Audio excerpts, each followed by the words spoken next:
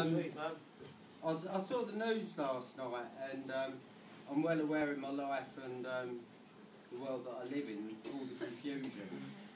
And I see a lot of confusion. I think I'm involved in a lot of it myself, like, you know. But we do have to face up to things. And I saw on the news last night about Fallujah and a three-headed baby that had just been born.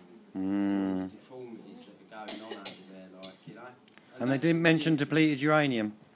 Yeah, on the... yeah. And then I remember the poem that I've written quite a while ago, but unfortunately it's still relevant now. And I'm going to read it out. It's called Let's Get Personal. Our children are born into a world not of their making and never of their asking. A world where the whiteness and straightness of teeth appears to have more sway than the words that we say. A world where the exercise and shape of body is given more prominence and appears to have more importance than the exercise and shape of mind, which is constantly being fed illusions, delusions, polluting intrusions, pill-popping depression, suppression of identification, sexual and economic deviation, lagerisation and burgerisation, all wrapped up and packaged at the counter of confusion. Let's get personal. 100,000 of our children run away from hell at home every year. Young life shadowed in fear. 100 places are available at any given time to make them feel safe and comfortable.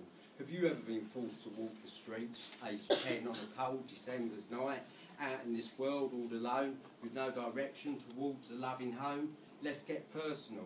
72,000 of our children find themselves trapped in what we call care. Many will leave ill-prepared for the life they're about to meet. Aged 18, they become the unseen and can end up on the street. 1/3 of all society's prisoners comes from the farm that we call care, while some will try to dull the pain by sticking needles in their veins.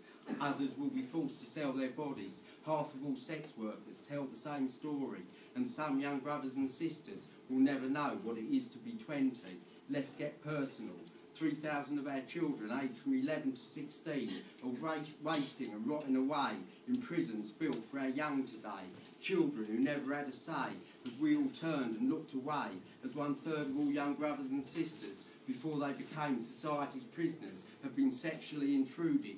1/3 had their childhoods violently interrupted, and all are being psychologically damaged. The only time Neil saw his father close to his mother was when he hit her. The only time Neil felt his father's skin was when his father penetrated him. We ignored his dreams and disregarded his dying dreams, and then we turned a young lover into society's prisoner, turning ourselves into the serial offender. Let's get personal. 1 million children and rising live below the official poverty line. No need to go to Palestine. 1 in 10 aged from 1 to 16 suffer serious mental health problems, ranging from sleeping and eating disorders to severe obsessive and depressive condition. Children are forced to sit relentless rounds of tests, which has led to a massive rise in anxiety and stress. Young lives are under constant pressure from the fear of failure. Looking slim and keeping thin, the latest must-have must be got. Let's get personal. Ritalin, a mind-altering drug now being given to children, considered a problem, consisting in part of amphetamine, given to brains that are still developing. Bish bash bosh, it's the chemical kosh. In 1991 there were 2,000 prescriptions for Ritalin. By 2004 there were 360,000. And in the last decade, prescriptions for antidepressants and Prozac have doubled for under 18s, while share prices and profits for drug companies keep rising. Let's get personal. As chaotic as this may seem, everything's under control.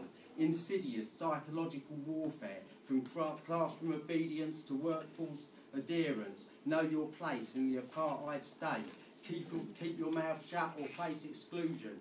Be someone else apart from yourself and you too could gain promotion. Schizophrenia, a disconnection between thoughts, feelings and actions. Autonomy and imagination are killed early by suffocation. Corrupt and bankrupt ideas are still used for every new generation, which sees a continuation of the destruction and exploitation of our brothers and sisters, all living creatures, and our habitation that is planet Earth. Let's get personal. Although on quieter and clearer days, I can hear and see 1 billion smiling Gandhis helping to restore the dream of a life filled with meaning, a deep sense of belonging, the beginning of healing. Peace.